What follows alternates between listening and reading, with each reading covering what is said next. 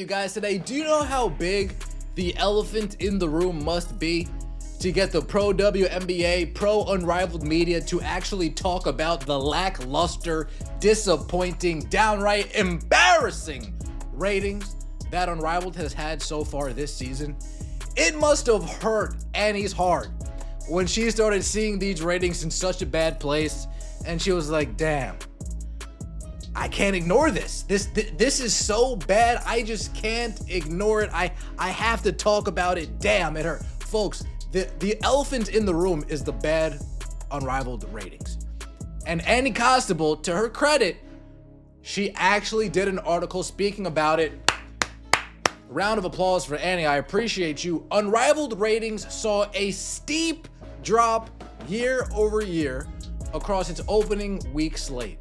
When the data says steep drop, that isn't spin, it's a warning sign. In sports media, ratings don't fall off a cliff by accident. They fall when audience interest fades.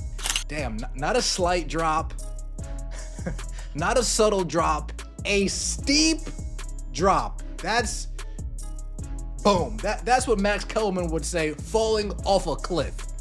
As the league's second season continues, viewership will be a big factor in its sustainability. Damn, even using some Nafisa Collier buzzwords? Annie. Let's get right into it, folks. Please like the video, let me know your thoughts in the comment section below, and subscribe to the channel. Unrivaled faces stiff challenges as ratings plunge to start year 2. Plunge. Damn. Ratings are down significantly as the league begins its second season. Oh, they're not pulling punches, are they? They're calling a spade a spade. In the inaugural season, Unrivaled was a spectacle, drawing a sold-out crowd of 870 eager eyes hungry for basketball to watch during the WNBA offseason. The new format was intriguing, and the salaries and player accommodations that rivaled the WNBA's were cause for fan celebration. In year 2, the sparkle has worn off. This is the real test for any league. Year 1 is curiosity, but year 2 exposes reality. If the sparkle disappears this quickly, the foundation was never strong to begin with. Oh no, not the sparkle. The campus just beyond Miami city limits was quieter during opening weekend of the 3-on-3 League's second season. The fan fest outside was less of a throng and more of a collection of supporters. Annie, or Ryan, I know you guys know how many people were outside the fan fest. Don't lie to me. 17 people? 25 individuals? How many people were outside there? And most concerningly, for the second-year league, ratings on TNT were lackluster. Unrivaled's opening slate on January 5th, which kicked off with a Monday afternoon game, embarrassing, averaged 175,000 viewers in the 2 games that aired both on TNT and truTV. The 2 truTV exclusive games on January 5th averaged 32,000 viewers. Games on January 9th averaged 139,000 viewers across TNT and truTV. The 4 games that aired January 10th and January 11th averaged 71,000 viewers on truTV. All games also on air on HBO Max, which is not measured by Nielsen. Streaming numbers are often used as a shield, but without transparent metrics, they don't change the headline.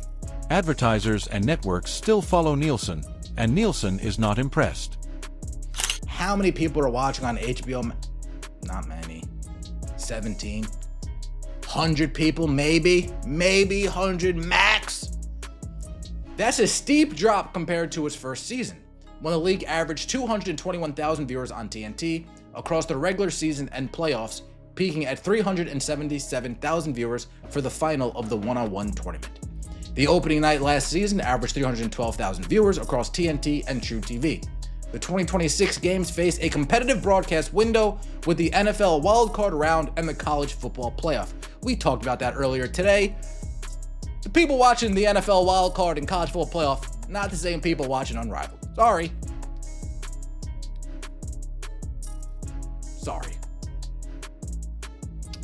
We're building Unrivaled for the long game, and we're confident in our outlook, keeping in mind the same core principles and goals we set forth when establishing the league, Unrivaled CEO Alex Basil told Front Office Sports on Wednesday.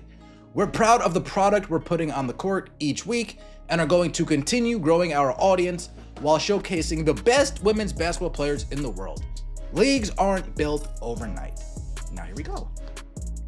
Before we were hip to this league, you might have gotten one over on people saying these are the best players in the world, but now we know better. Now we know they're not the best players in the world. Now we know that many of the best players in the world chose not to play in Unrivaled this season. We know that many of the best players in Unrivaled last season refused to come back for a second season, so you can't really pull the same trick twice. Once fans realize key stars have opted out, trust begins to erode. You can't sell the best players in the world when the world is watching those players choose not to show up.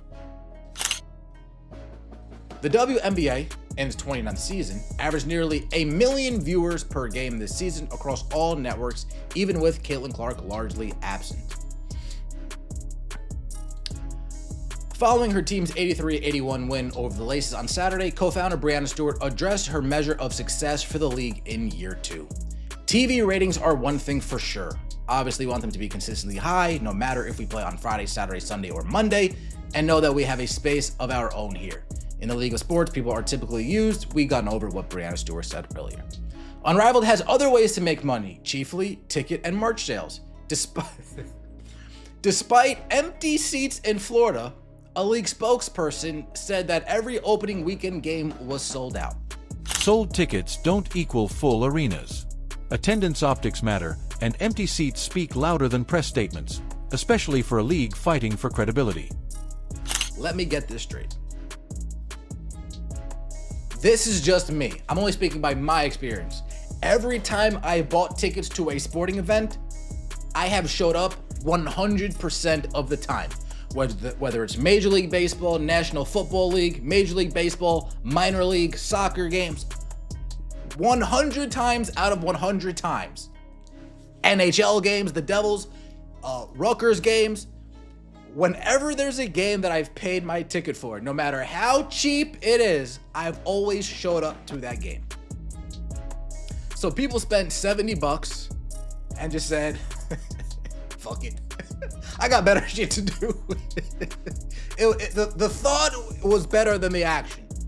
The thought of going to an Unrivaled game, I'm not gonna go to an Unrivaled game. The league will also feature a tour stop in Philadelphia, which stands to pay dividends. The 2-game slate on January 30th will be played at Xfinity Mobile Arena, which has a capacity roughly between 17,000 and 20,000 fans, depending on the event. Unrivaled said these games are sold out, and resale prices were starting at $123 as of Wednesday afternoon. I'm not surprised that they're sold out, to be fair. I wouldn't be surprised if there's a crowd there, to be fair. Same way I'm not surprised when the WNBA has these games in Canada and there's a crowd there. It's a novelty. Not surprised. A league spokesperson said merchandise, really quick before we get to that. When talking about the ratings, the 377,000 viewers for the one-on-one tournament, folks, everybody is interested in one-on-one. One-on-one is a clear layup. If they didn't draw the most viewership for that one-on-one tournament, then there was definitely no hope. But I'm not surprised that it's the 1v1s, the most competitive. People want to actually see ladies go head-to-head. They've been asking forever for some NBA one-on-ones during their All-Star weekend, so if the Unrivaled to actually market a one-on-one tournament, it was pretty cool. I will give credit there. A league spokesperson said merchandise sales from September through the opening weekend were up over 50% year over year, and that ticket revenue was up 40% for the opening weekend thanks to the added seats and games. Unrivaled added to its player pool in year 2, expanding from 36 to 54, but it lost stars as well. There are also players who determined 3-on-3 is not suitable for their development and are moving on to Project B, a worldwide 5-on-5 league set to begin play in November. Quote, I think there's a misconception that we don't want to be overseas. Oh, really? Do tell. For me, it's about where the best opportunity is, where I can continue to grow my future. I enjoyed overseas. There's plenty of opportunities over here. Unrivaled is an opportunity as well. 3-on-3 for me, I felt was a little harder to transition back into 5v5. So you're telling me, Alyssa Thomas, thank you for letting us all know. You're telling me that all the people telling us that nobody wants to play overseas, they want to be here, that's all just a bunch of hogwash? Fair enough, I appreciate that. Unrivaled has a 6-year media rights deal with TNT, reportedly worth 9 figures, but Bear & Company, Warner Bros. Discovery can opt out after 3.